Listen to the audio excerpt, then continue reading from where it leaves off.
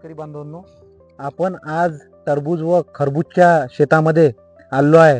हे मौजा बोरी गाव आहे, चांदूर रेल्वे तालुक्यामधलं. आणि आमचे शेतकरी बांधव मंगेश भाऊ शिरभाते उपस्थित आहेत. त्यांच्या शेतामध्ये आपण आलेलो आहे.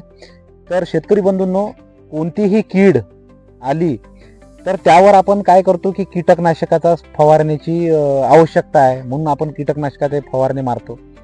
पण शेतकरी बंधूंनो, हे एक लक्षात घ्या की एकात्मिक कीड व्यवस्थापनामध्ये जसं कीटकनाशकाला सुद्धा महत्त्व आहे, तसंच काही ज्या नैसर्गिक साधनसंपत्तीद्वारे ज्या गोष्टी खूप कमी पैशात आपण करू शकतो कीड व्यवस्थापनासाठी, त्या बाबी राबवायच्या असतात.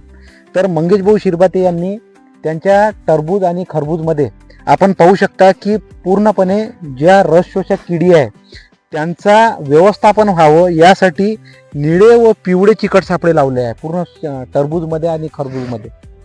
तर त्याचसोबत फळमाशीचे ट्रॅप लावलेले आहेत. तर या ट्रॅपद्वारे फळमाशाही नियंत्रित होते.